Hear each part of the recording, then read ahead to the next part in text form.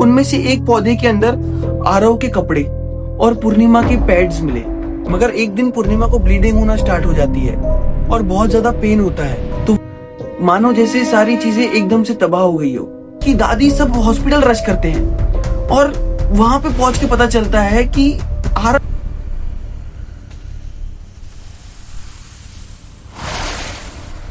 तो आज की ये कहानी बंगाल में रहने वाले विक्रम घोष की है, जिसका हंसता खेलता परिवार कुछ इस कदर तबाह हो गया जिसकी कहानी सुन के आपकी रूह भी कांप जाएगी और आपके आसपास के लोगों पर शक करने पर आपको मजबूर कर देगी। ये कहानी हमें इतना सोचने पर मजबूर कर देती है कि क्या इंसान कुछ लालच के चक्कर में इतना गिर जाता है कि वह किसी का परिवार तबाह करने से पहले एक बार भी नहीं सोचता।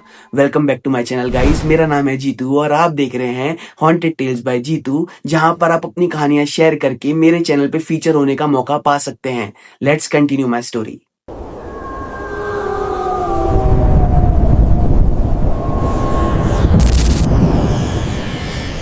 ये स्टोरी वेस्ट बंगाल मुर्शिदाबाद में रहने वाले विक्रम घोष की है, जो कि अपने दिलेर नेचर के लिए जाना जाता। चाहे वो जानने वाला हो या अनजान हो, विक्रम से कोई भी आके मदद मांगता तो विक्रम हमेशा उसकी मदद करता बिना कोई सवाल पूछे। ज्यादा किसी के साथ दोस्ती नहीं थी विक्रम की, मगर एक दोस्त था जो कि भाई से भी बढ़कर था, आकाश। आकाश अक्सर विक्रम के साथ ही रहता। क्लास सेकेंड से उन दोनों की पुरानी दोस्ती थी। विक्रम के घर आना जाना आकाश का लगा रहता, साथ में खाना खाते, घूमते फिरते। विक्रम के घर पे आकाश के बारे में बहुत अच्छी से पता था। आकाश के घर में 5 लोग थे, आकाश, उसकी बहन, भाई और उसके मम्मी पापा। विक्रम 25 साल का हो गया था और उसके घर पे उसके लिए लड़कियां देखना स्टार्ट कर दिए थे। विक्रम लेकिन शादी नहीं करना चाहता था। वो अक्सर जब भी ये टॉपिक निकलता तो वो कहता कि मुझे अभी अपने करियर पर फोकस करना है, और इस बात को लेके उसके घर पे उसकी मम्मी पापा से उसकी बहस हो जाया करती। विक्रम अच्छा खासा कमा लेता। वेस्ट बंगाल में बड़ी सी कंपनी में असिस्टेंट मैनेजर की पोस्ट पर विक्रम था। विक्रम जो है वो अपनी मम्मी पापा का इकलौता बेटा था। जब भी उसके घर में लड़की वालों का टॉपिक निकलता या लड़की वाले मिलने आते, विक्रम कोई ना कोई बहाना बना के लड़की वालों को मना कर देता। विक्रम अब सिर्फ और सिर्फ अपने करियर पर फोकस करना चाहता था। शादी से रिलेटेड उसके दिमाग में कोई ख्याल तक नहीं था। विक्रम जो है रोज ऑफिस चले जाया करता। सुबह 11 से लेके 7 बजे तक के विक्रम का ऑफिस का टाइमिंग रहता। विक्रम के पापा की भी कपड़ों की शॉप बहुत अच्छी खासी चल रही थी। ऐसा कहना गलत नहीं होगा कि विक्रम का जो घर था एक सेटल्ड घर था। मिडिल क्लास भी नहीं कहेंगे, रिच भी नहीं कहेंगे, लेकिन एक सेटल्ड परिवार से विक्रम आता था, जहाँ पर रहने खाने और पीने की कोई भी कमी नहीं थी। मगर ये छोटे से परिवार को किसकी नजर लग गई, जो हंसते खेलते परिवार को खून के आंसू रुलाने पर मजबूर कर दिया। विक्रम अक्सर जॉब पर चले जाया करता और उसके पापा भी अपनी शॉप पर चले जाया करते। उसके पापा जो है दिन में सिर्फ 1 घंटे के लिए खाना खाने के लिए आते। विक्रम तो 7 बजे घर पे आ जाया करता, मगर उसके पापा का आने का टाइमिंग कोई था ही नहीं। कभी 9 बजे आते तो कभी 10 बजे। विक्रम की शादी का टॉपिक निकलने के पीछे की एक ये भी वजह रहती कि विक्रम की मम्मी अक्सर घर पे अकेले रहा करती और वो बोर हो जाया करती, क्योंकि घर पे कोई रहता नहीं था। विक्रम भी इकलौता बेटा था उनका, इसलिए उसकी मम्मी चाहती थी कि विक्रम जल्द से जल्द शादी कर ले और उन्हें एक पोता मिल जाए जिसे वो जिंदगी भर घुमाते रहे और उसके साथ टाइम स्पेंड कर ले। विक्रम से बहुत बार बहस करने के बाद और बहुत जिद करने के बाद विक्रम की मम्मी विक्रम को आखिरकार मना ही लेती है शादी करने के लिए, और विक्रम हाँ कर देता है। 12 फरवरी 2018 विक्रम के लिए एक रिश्ता आता है। विक्रम लड़की की फोटो देख के पसंद कर लेता है लड़की को, और यह सुनते ही विक्रम की मम्मी की खुशी 7वें आसमान पर थी और वह एक दिन डिसाइड कर लेते हैं मिलने के लिए। सब चीजें सही से हो जाती है। विक्रम की शादी 15 अगस्त 2018 में तय की जाती है। विक्रम की लाइफ अब सेटल हो गई थी। वो विक्रम जो कि शादी नहीं करना चाहता था, वो शादी करके बहुत ही ज्यादा खुश था। विक्रम की मम्मी भी इतना ज्यादा खुश थी कि कभी वो पूर्णिमा के साथ मार्केट चले जाया करती तो कभी शॉपिंग करने चले जाया करती। अब वो बिल्कुल भी बोर नहीं होती। एक परफेक्ट फैमिली बन चुकी थी मानो। आकाश जैसा दोस्त, पूर्णिमा जैसी वाइफ और इतने अच्छे मम्मी पापा। एक छोटा सा परिवार जो कि विक्रम जो है बहुत समय से चाहता था। दिन के 4 बजे होंगे करीब, आकाश जो है विक्रम के घर आता है और उसे पता चलता है कि विक्रम और पूर्णिमा मूवी देखने गए हैं और वो डायरेक्ट खाना खा के ही घर आएंगे। तो आकाश आंटी से कहता है कि पूर्णिमा ने बताया था कि एक बाई की जरूरत है, तो मैं उसे लेके आया हूँ। आंटी जो है बाई से बात करती है। बाई का नाम अभी के लिए हम लोग शांति रख लेते हैं। बाई जो है बताती है कि वो सारे काम कर लेती है और वो ज्यादा पैसे भी नहीं लेगी, बदले में एक बार खाना खा लेगी। आंटी ने भी सोचा कि पूर्णिमा ने बुलाया है तो ठीक ही होगा, तो वो अगले दिन से काम पे बाई को आने के लिए कह देती है।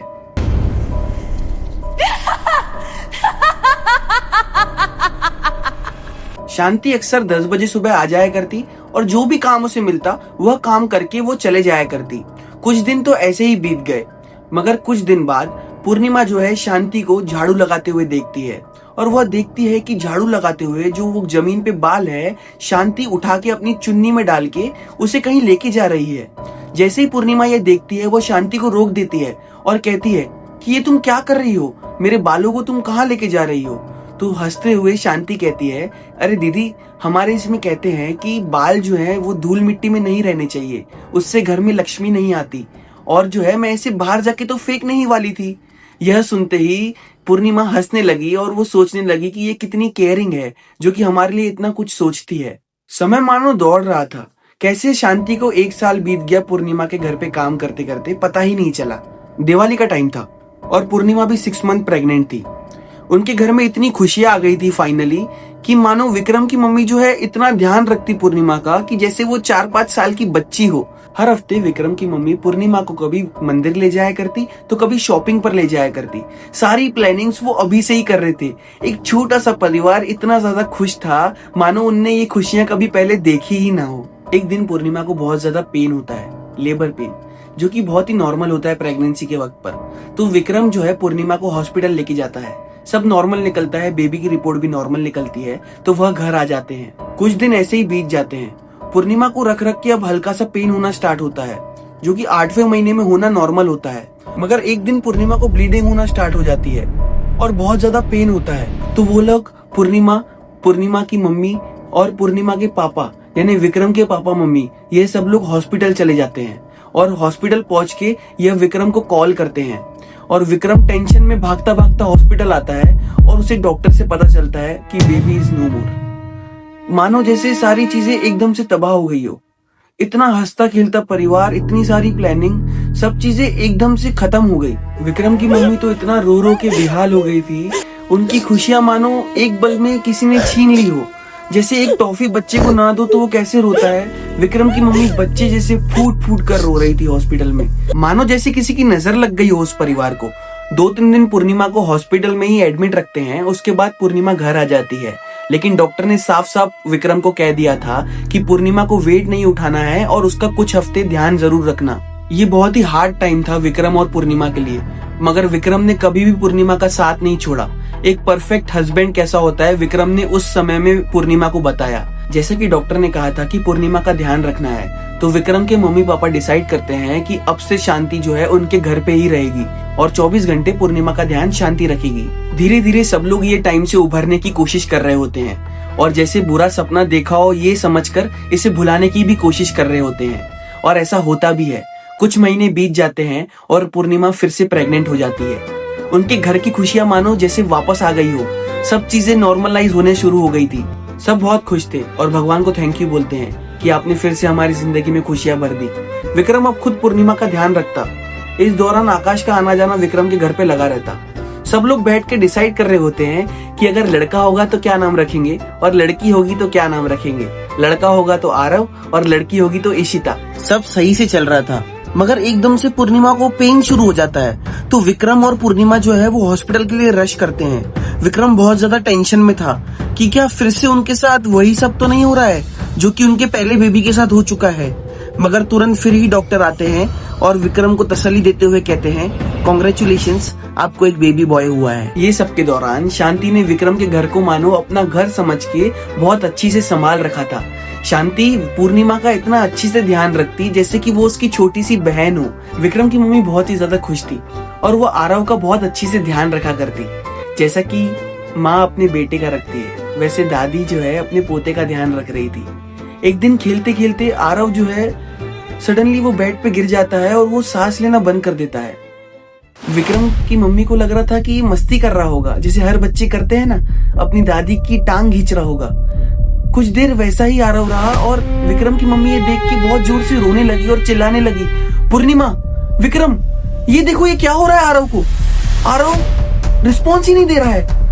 ये देख के विक्रम, पूर्णिमा, उसकी दादी सब हॉस्पिटल रश करते हैं और वहां पे पहुंच के पता चलता है कि आरव जो है वो सांस नहीं ले रहा है। डॉक्टर्स ऑक्सीजन पे आरव को रखते हैं, कुछ घंटे आरव को ऑक्सीजन दी जाती है, मगर कुछ देर बाद डॉक्टर आके कहते हैं कि हम उसे बचा नहीं पाए।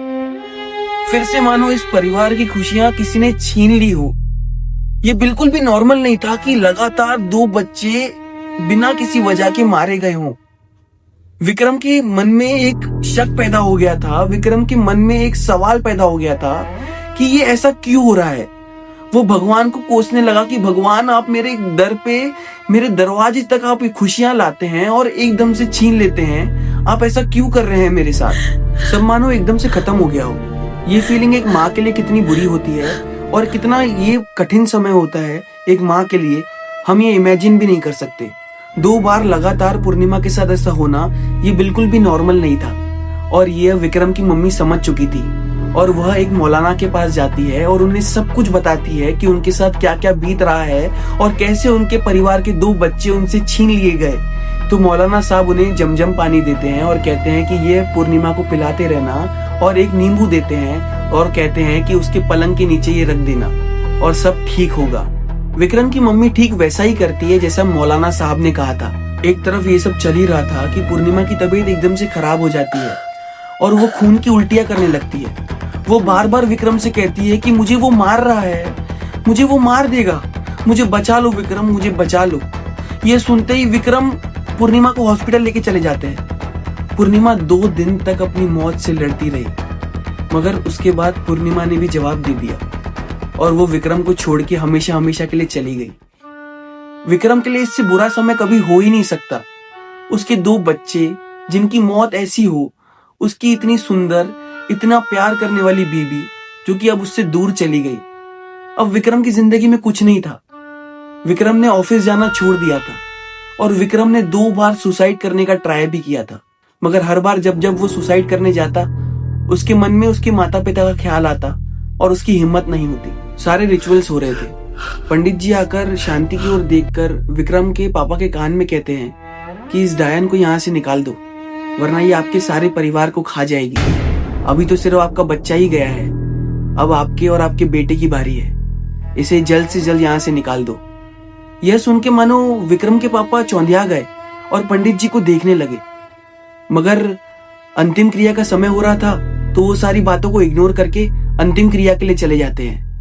मगर मुझे एक बात समझ में नहीं आती दोस्तों कि विक्रम के पापा ये सब विक्रम से कैसे छुपा के रखते हैं, और क्यों नहीं उनने अपने घर पे बताया कि पंडित जी ने उनसे क्या कहा है। और अभी भी अक्सर रोज शांति आती, घर पे काम करती और चले जाया करती। महीने गुजर जाते हैं। विक्रम अब ऑफिस भी नहीं जा रहा था, ना ही वो ठीक से खाता और ना ही ठीक से वो सो पाता। इतने ही कम टाइम में मानो एक खुशहाल परिवार शमशान घाट में बदल गया हो। अच्छा, तो ये दौरान आकाश का भी विक्रम के घर पे आना बहुत ही ज्यादा कम हो जाता है। यह विक्रम को बहुत ही ज्यादा अटपटा लगता है। विक्रम ने बहुत बार आकाश को फोन भी लगाया, मगर कभी आकाश का फोन बिजी आता तो कभी वो कहता कि मैं आ नहीं सकता हूँ दोस्त। यह विक्रम को समझ में आ चुका था कि आकाश जो है उसको इग्नोर कर रहा है, मगर क्यों। खैर 3-4 महीने तो ऐसे ही गुजर गए और विक्रम अब ऑफिस जाना स्टार्ट कर देता है और अब चीजें नॉर्मल होना स्टार्ट हो गई थी। मगर विक्रम को पूर्णिमा की कभी कभी याद भी आती और वो खुशहाल परिवार अब वो खुशी के पल कभी नहीं जी पाया। शाम के 6 बज रहे होंगे, विक्रम ऑफिस में काम कर रहा था। विक्रम के पापा का कॉल आता है विक्रम को कि विक्रम जल्दी से घर आ जा और ये देखना तेरी मम्मी को क्या हो रहा है। विक्रम घर पहुंचता है और देखता है कि मम्मी जो है वो बेड पर लेटी हुई है और उन्हें बहुत ज्यादा बुखार है। विक्रम जाता है मेडिकल और वहां से जाके मेडिसिन ले आता है और कहता है मम्मी मेडिसिन खा लो और अब आप आराम करो, ज्यादा स्ट्रेस लेने की जरूरत नहीं है, सब चीजें ठीक हो जाएंगी। और अगले ही दिन विक्रम की मम्मी भी खून की उल्टियां करना स्टार्ट कर देती है। ये देख के विक्रम बहुत ही ज्यादा डर जाता है और अपनी मम्मी को हॉस्पिटल लेके जाता है। मगर विक्रम ये समझ चुका था कि ये मेडिकल प्रॉब्लम नहीं है, ये कुछ और है। ये सब देख के विक्रम के पापा भी अब उससे नहीं छुपा पाते कि अंतिम संस्कार के दिन पंडित जी ने उनसे कहा था कि ये डायन को घर से निकाल दो, वरना ये आप सबको भी खा जाएगी। यह सुनते ही विक्रम तुरंत अपनी मम्मी को वो पंडित जी के पास लेके जाता है और पंडित जी विक्रम की मम्मी को देखते ही विक्रम के पापा से कहते हैं मैंने आपसे कहा था कि वह डायन आपके घर में सबको खा जाएगी, मगर आपने मेरी बात को अनसुना किया और आप मेरी बात समझ नहीं पाए और अब इसे बचाना मेरे बस की बात भी नहीं है। अब ये कुछ दिनों की ही मेहमान है और कुछ दिनों में ये भी मर जाएगी। यह सुनते ही मानो विक्रम की आंखों में आंसू आ जाते हैं और वो रोते रोते पंडित जी के पैर में गिर जाता है और कहता है, पंडित जी प्लीज आप मेरी मम्मी को बचा लो, इसके सिवाय मेरी जिंदगी में कोई नहीं है, मेरा खुशहाल परिवार था, उस डायन ने ये सब तबाह कर दिया, आप प्लीज मेरी मम्मी को तो बचा लो। बहुत रोने के बाद, बहुत कहने के बाद पंडित जी भी मान जाते हैं और वो विक्रम से कहते हैं कि हमें कुछ भी करके शांति को घर पे आने से रोकना होगा, और कुछ भी हो जाए शांति को पता नहीं चलना चाहिए कि हम जो हैं पीठ पीछे क्रियाएं कर रहे हैं और तुम्हारी माँ को और तुम्हारे परिवार को बचाने की कोशिश कर रहे हैं। अगर उसे पता चला तो वो डायन तुम्हारी माँ को भी खा जाएगी। विक्रम भी ठीक वैसा ही करता है, शांति को कॉल करके बोल देता है कि 3 दिन के लिए हम लोग माँ को दिल्ली हॉस्पिटल में लेके जा रहे हैं क्योंकि यहाँ पर उसका इलाज नहीं हो पा रहा है। पहले तो शांति कहती है कि मैं भी भैया आपके साथ चल लेती हूँ, मैं माँ का ख्याल रख लूंगी, और शांति नहीं मान रही होती है कि नहीं भैया मैं तो चलूंगी, वो मेरी भी माँ है। मानो जैसे शांति पीछे ही पड़ गई हो, लेकिन बहुत कहने के बाद शांति मान जाती है। अगले ही दिन पंडित जी विक्रम के घर आ जाते हैं। घर में पैर रखते ही मानो पंडित जी को ऐसा महसूस हुआ कि इस घर में इतना भयानक काला जादू किया गया है जो मुझे अंदर आने से रोक रहा है। पंडित जी पहले विक्रम के रूम में जाते हैं और फिर उसकी माँ के रूम में। रूम में घुसते ही पंडित जी चौखट पर देखते हैं कि वहाँ पर एक खील ठोकी गई है और वह समझ जाते हैं कि यह काला जादू बहुत ही सक्रिय रूप से और बहुत ही तेजी से किया जा रहा है। कोई चाहता है कि विक्रम का परिवार तुरंत के तुरंत और बहुत ही जल्दी तबाह हो। विक्रम के रूम में ही जाते ही पंडित जी पलंग के नीचे से एक चुन्नी निकालते हैं जिसमें नारियल, हल्दी, कुमकुम उसके पलंग के नीचे किसी ने रख दिया था। और विक्रम की बालकनी में बहुत सारे पौधे थे, उनमें से एक पौधे के अंदर आरव के कपड़े और पूर्णिमा के पैड्स मिले जिसके ऊपर काला जादू करके बांध के गमले के अंदर डाल दिया था। यह देख के विक्रम बहुत फूट फूट के रोने लगा और वह सोचने लगा कि उसने शांति को अपना घर का परिवार का एक सदस्य माना था और शांति ने ऐसा किया उसके परिवार के साथ। हमने तो कभी शांति को कभी अपने घर से अलग नहीं समझा था, तो उसने ऐसा क्यों किया? क्या उसे हमसे पैसे चाहिए थे तो वो हमसे मांग लेती? उसे लालच में ये सब करने पे किसने मजबूर किया और क्यों किया? यह तो समझ से दूर था। और ये देख के विक्रम को बहुत ही गुस्सा आया। वो शांति के घर जाने लगा, मगर इतने देर में पंडित जी विक्रम को रोक लेते हैं और बोलते हैं 3 दिन तक तुम में से ये घर से कोई ना बाहर जाएगा, ना कोई घर के अंदर आएगा, और ना ही कोई उस शांति को यह पता लगना चाहिए कि हम उसके पीठ पीछे क्या कर रहे हैं। अगर उसे पता लगा तो वो कुछ भी करके ये रोकने की कोशिश करेगी। अगर वो मान लो घर भी आ जाती है तो कुछ भी हो जाए उसे घर के अंदर मत आने देना, दरवाजे पे ताले लगा दो, खिड़कियां बंद कर दो, मगर यह किसी को पता नहीं चलना चाहिए कि इस घर के अंदर 3 दिन तक क्या चल रहा है। हर रोज रात को हवन होता और हवन होने के बाद ही विक्रम की मम्मी रोज उल्टियां करती। उस उल्टी में कुछ न कुछ अलग अलग निकलता, कभी काला पानी, कभी राख, तो कभी कुछ और। मानो जैसे सब चीजें अब उनके शरीर से निकल रही हो। सब चीजें धीरे धीरे अब ठीक होने लगी थी और विक्रम की मम्मी अब पूरी तरह से ठीक हो चुकी थी। 1-2 हफ्ते भी बीत गए थे, मगर शांति अब काम पर नहीं आती और विक्रम ने भी इतना कुछ खास ध्यान नहीं दिया और ना ही उसे फोन लगाया। लेकिन शांति ने ऐसा क्यों किया? विक्रम तो शांति को अपना फैमिली मेंबर जैसा मानता था। आखिर शांति को क्या प्रॉब्लम थी कि उसने इतना बड़ा स्टेप लिया और उसके परिवार को पूरा तबाह कर दिया? आखिर ऐसा क्यों? कुछ महीने बीते और आकाश विक्रम को दिखता है एक रास्ते पर चलते हुए, मगर आकाश की चाल मानो कुछ अलग सी थी। विक्रम ये देख के आकाश के पास जाता है और आकाश को बोलता है कि भाई तू कहाँ है, कहाँ गायब है भाई, तू मिलता क्यों नहीं अब? लेकिन आकाश मानो जैसे उसकी मेंटल हेल्थ खराब हो चुकी हो और उसके साथ ऐसा कुछ हुआ हो कि अब वो ना किसी को कुछ बोलने लायक रहा और ना ही अब कुछ करने लायक रहा। ना ही वो ठीक से चल पा रहा था और ना ही वो ठीक से बोल पा रहा था।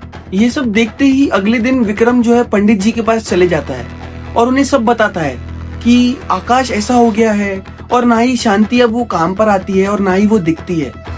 पंडित जी हंसकर कहते हैं कि ये जो काला जादू तुम्हारे घर पर किया गया था ये कुछ महीनों का नहीं, बहुत सालों का था।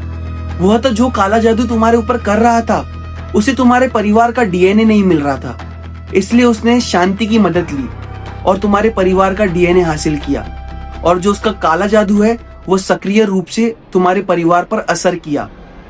तो जो काला जादू है वो शांति ने नहीं, तुम्हारे दोस्त आकाश ने तुम पर किया था। यह सुनते ही मानो विक्रम के पैर के नीचे से जमीन चली गई हो और वो ये यकीन करने के लिए तैयार ही नहीं था कि आकाश ने ही उसके साथ ऐसा किया है। इतनी सालों पुरानी दोस्ती जिसको वो अपने भाई जैसा मानता था, आखिर वही गद्दार निकला और उसी ने ही सालों से ये रचा और उसके घर पर काला जादू कराया। आकाश वो सब कुछ चाहता था जो कि विक्रम के पास था। आकाश को पैसे चाहिए थे तो वो विक्रम से मांग लेता। विक्रम तो अक्सर उसकी मदद करता ही था ना। लेकिन लालच का ये पर्दा आकाश की आंखों में कुछ इस कदर चढ़ गया था कि उसने अपने भाई जैसे रिश्ते की कदर नहीं की और अपने दोस्त की कदर नहीं की। और अंत में जो वो विक्रम के साथ करने गया था वो उसके साथ ही हो गया। कहते हैं ना, किसी का बुरा करोगे तो तुम्हारे साथ भी बुरा ही होगा। लिटरली ये स्टोरी पढ़ते पढ़ते मेरे को आंसू आ गए कि कोई इंसान इतना गिर सकता है लालच में कि वो किसी के परिवार को तबाह करने तक चले जा सकता है। तो आप भी अपनी स्टोरी जरूर शेयर करिएगा और अगर आपको ये स्टोरी पसंद आई होगी तो प्लीज इसे लाइक करिएगा। और क्या आपका भी कोई आकाश जैसा दोस्त है तो उसे टैग करिएगा कमेंट सेक्शन में। होप करता हूँ आपको स्टोरी पसंद आई होगी। प्लीज अपनी इवेंट भी मुझे शेयर करिएगा इस ईमेल पर और आप भी फीचर हो सकते हैं अगली वीडियो में। मिलते हैं आपसे नेक्स्ट वीडियो में, तब तक के लिए बाय बाय, टेक केयर, काला जादू।